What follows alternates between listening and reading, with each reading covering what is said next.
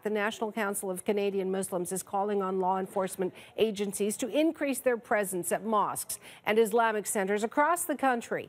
Amira Elghawaby is a spokesperson for the National Council. She joins me from Ottawa. Amira, this is a developing story. We're getting new information, it seems, every time I look at the wires. But what is in your heart probably hasn't changed from when you heard the news this morning. Share that with me.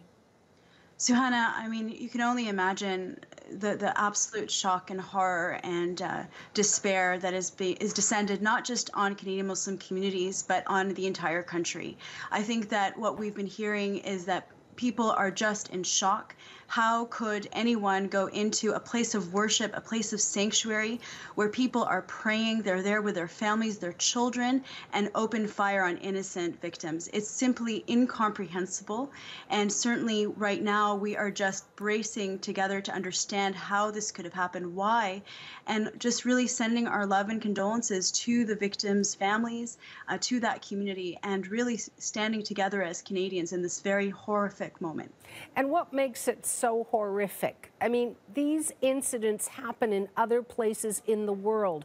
Here we are today, it's happened in our nation. Is that the shock?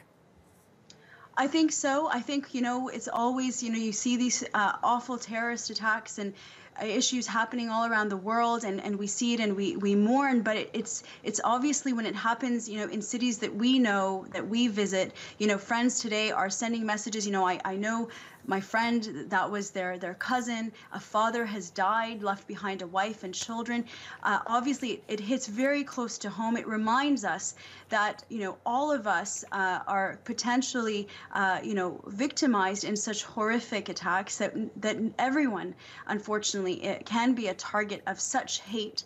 And that at this time, we really have to sort of band together, look for that common humanity in all of us. And we have been receiving messages of solidarity and support right across Canada in the past 24 hours. We've been hearing from people from far away in other countries sending their love and condolences. So this is something that impacts, Quebec City, Quebec, Canada, and the whole world, really. And of course, any victim anywhere is someone that we mourn, and their families, we always will send our condolences to. Amira, the council is calling for increased police presence at mosques across the country. For how long and at what level of security? Because I'm wondering, is that the real way to deter this?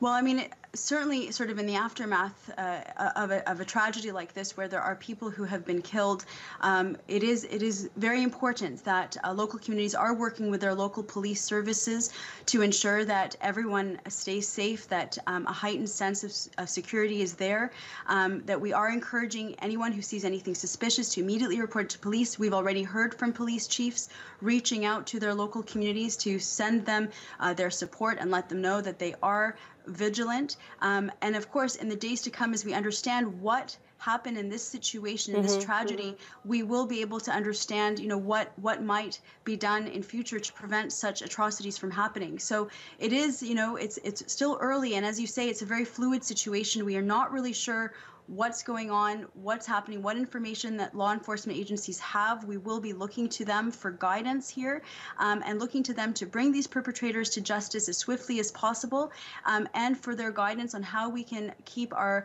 communities as safe as possible. Now, as a communications director for the National Council of Canadian Muslims, I'm expecting that you reach out to other centers across the country, other mosques, and you speak with people there and do what you do. You communicate with them. Are you hearing of other threats, any specific incidents that would say we need to be on high alert? Well, we have, received in previous weeks and months, incidents right across the country. On our website at nccm.ca, we track alleged hate crimes as well as hate incidents that are reported to the police, to the media, to us.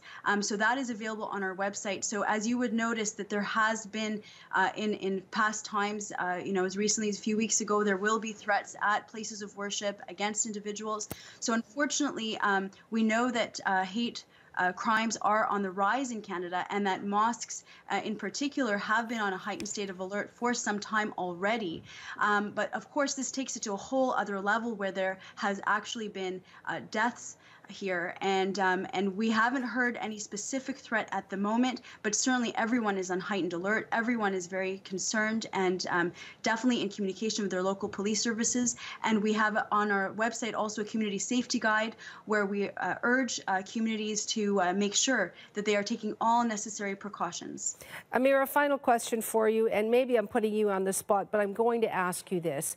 In light of comments and executive orders signed by U.S. President Donald Trump, are you, in your mind, connecting any perhaps incendiary comments that could lead to exacerbated tension, not only in the United States, but in other countries? And perhaps I'm reaching, but I have to admit, it's conversation I've been hearing from, you know, family and friends and my neighborhood. I'm wondering if you're hearing the same thing.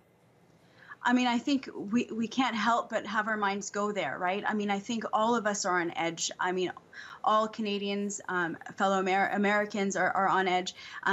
People are making that connection. It's too early to make that connection at this time. We have to wait and see and understand the information that's coming.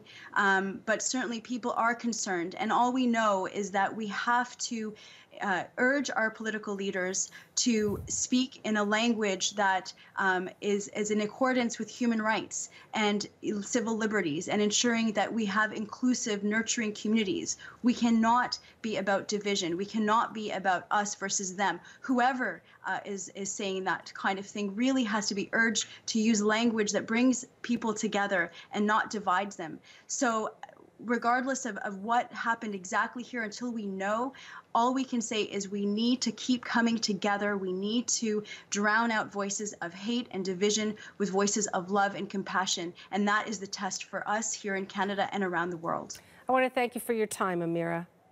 Thank you, Sahana. Amira Elghawaby is the spokesperson for the National Council of Canadian Muslims. She is in Ottawa.